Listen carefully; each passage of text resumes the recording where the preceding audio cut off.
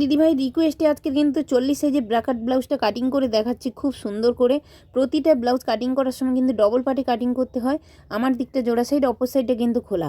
কিন্তু এটা যেহেতু সিঙ্গেল কাগজ দেখাচ্ছি, কাগজটা খুবই ছোট, এই কারণে আমি সিঙ্গেলে নিচ্ছি। কিন্তু প্রথমে আমি ঝুল নিচ্ছি 15 ইঞ্চি, বোঝা গেছে। পুট নিচ্ছি কত বলো তো, 6.5।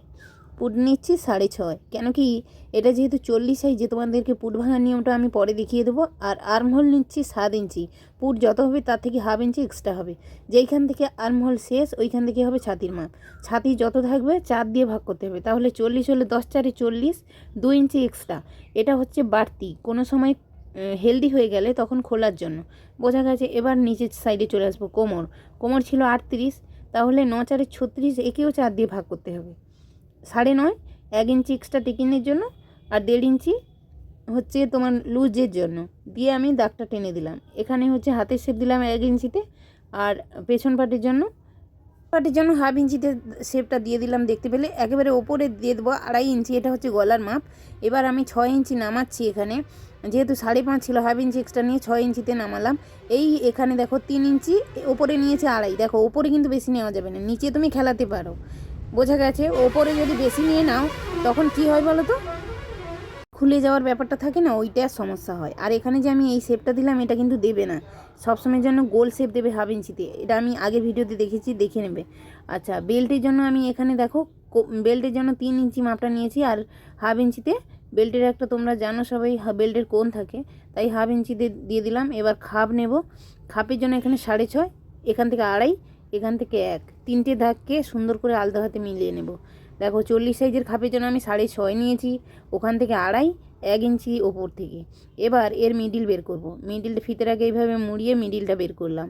মিডিলে একটা দাগ দিয়ে দিলাম। 2 সাইড থেকে 3 3 করে নেব। এই সাইডেও 3, অপর সাইডেও 3। 2 সাইডে যা হবে, মিডিলে যে দাগটা দিয়েছি ওইটা কিন্তু যা হবে তা থেকে হাফ ইঞ্চি কম হবে। তাহলে এখানে 2.5 নিয়েছি, নিয়ে এইভাবে কিন্তু আলতো হাতে হাতের শেপ দিয়ে দিলাম। পুরো ড্রয়িং কমপ্লিট। এবার আমি কাটিং করে নেব। চলো, কাটিংটা করে নিয়েছি, দেখতে পাচ্ছ। এবার আমি পেছন পাটটা, এই যে কাটিংটা করেছি, আমি কিন্তু পুরো কাটিং করিনি, শুধুমাত্র পেছন পাটের আর্মহোলের যে শেপটা দিয়েছিলাম ওইটা কাটিং করেছি, বোঝা গেছে। এবার আমি তোমাদেরকে দেখাচ্ছি। এখানে কাগজটা খুবই ছোট, আমি সিঙ্গেল কাগজটা কেটে নিলাম। হুবাহু যেমন ছিল তেমন কিন্তু আমি কাটিং করে নিয়েছি, দেখতে পেলে। এবার পেছন পাটে কি করতে হবে দেখো, ওপরে 2.5 নেব, যা আছে তা কিচ্ছু নেই, 10 ইঞ্চি নামালাম, দেখতে পেলে। এবার পেছনে এইখানে কিন্তু আমি 3 ইঞ্চি নেব।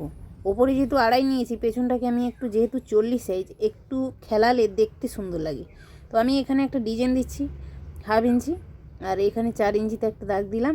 তোমরা চাইলে মনোমতো যে কোনো ডিজাইন দিতে পারো, আমি আমার মনের মতো একটা দেখালাম, বোঝা গেছে। এইভাবে কিন্তু একটা ডিজাইন দিয়ে দিলাম সুন্দর করে। তো পেছন পার্ট রেডি, আর কোনো কিছু নেই। কিন্তু চলে আসবো টেকিন কীভাবে দেবে, অনেকে এইটা বুঝতে পারো না। দুটোকে আমি এইভাবে সমান করে ভাঁজ করলাম, একটা দাগ পড়ে গেল। এই দাগে 5 ইঞ্চি ওপরে তুলবে টেকিনটা, 5 4, যেইভাবে করতে পারো, কোনো সমস্যা নেই। হাফ হাফ করে নিয়ে নিলাম, নিয়ে কিন্তু এইভাবে দাগ দিয়ে দিলাম, দিয়ে এটা হচ্ছে টেকিন। আর পেছন পাটে কিছু নেই। এবার সামনের পাট আমি কাটিং করে নেব, যেমন যেমন আছে সুন্দর করে কাটিং করে নেব। কাটিং প্রায় কমপ্লিট। এইটাকে বাড়াতে হবে না, কোমরপটি, এই 3টে জিনিসকে বাড়াতে হবে। আমি একটা কাগজ নিয়ে নিয়েছি এখানে। কোমরপটির জন্য দেখো নিচে 1 ইঞ্চি কিন্তু বাড়িয়েছি, আর কিন্তু কিছু নেই, হয়ে গেল।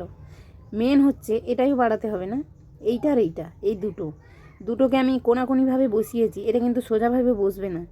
এই সাইড খাপ বানানোর জন্য খুব কিন্তু এটা গুরুত্বপূর্ণ। এইটা যদি ভালো হয়, 1 ইঞ্চি, এই সাইডে 1 ইঞ্চি, এই সাইডেও 1 ইঞ্চি, 2 সাইডে 1 ইঞ্চি করে নিয়েছি, আর এই সাইডে হচ্ছে হাফ ইঞ্চি। আমি তোমাদেরকে মাপগুলো বলে দিই। এই সাইডে 2 সুত, এই সাইডে হাফ ইঞ্চি। এইভাবে নিয়ে খাপ যদি সুন্দর হয় তাহলে কিন্তু ব্লাউজ খুবই সুন্দর হবে। মেন হচ্ছে খাপ, বোঝা গেছে। আমি কিন্তু আলতো হাতে যেমন যেমন দাগটা দিয়েছিলাম ওইভাবে ড্রয়িং করে নিয়েছি। এবার ছোটো টুকিটা কীভাবে বানাবো, এর মাপটা আমি নিয়ে নেব। কত এসছে, 9.5। 9.5তে দাগ দিয়ে দিলাম। এইভাবে কাগজটাকে ঘুরিয়ে কোথায় আসছে খুব কাপড় মানে যাতে কম হয় সেইভাবে এই করবে। আমি যেহেতু এটা কাগজ, তাই তোমাদেরকে দেখানোর জন্য এই করছি। দেখো 3 ইঞ্চি 3 ইঞ্চি আমি প্রথমে ছোটো টুকির মাপটা নিয়েছিলাম, 1 ইঞ্চি এক্সট্রা নিলাম, টোটাল কিন্তু 4 ইঞ্চি নিয়েছি, বোঝা গেছে। যা থাকবে তার থেকে কিন্তু 1 ইঞ্চি এক্সট্রা হবে। মিডিল বের করবো এর, দেখো এইভাবে মিডিলটা বের করলাম। এক সাইড থেকে 1 ইঞ্চি আর অপর সাইড থেকে 1/2 ইঞ্চি এইভাবে দিয়ে দুটোকে মিলিয়ে দেবো। দেখো ফিতে দিয়ে এইভাবে মিডিলে মিলিয়ে দিলাম। তোমাদেরকে একটা কথা বলতে চাই এখানে, এর মিডিলে দাগ দিলাম। আচ্ছা তোমার বলে দিই প্রথমে, তারপর বলছি। তারপরে এইখান থেকে যে 1 ইঞ্চি করে নিয়েছিলাম আমি বড় টুকির জন্য, ওইটা হচ্ছে এখানে শেপটা দিয়ে দিলাম। দেখো এইভাবে। এইটা যদি ভুল করো, আমি এই যে শেপটা বলে তুমি আগে মাপের দাগ দিলে আবার শেপ দিচ্ছ কেন, এই শেপটা যদি দাও খাপ কিন্তু খুব সুন্দর হয়। আমি কাটিং করে দেখাচ্ছি। দেখো কত সুন্দর এসছে। দেখো ভালো এসছে। ভালো লাগলে প্লিজ চ্যানেলটিকে সাবস্ক্রাইব করে পাশে থেকো।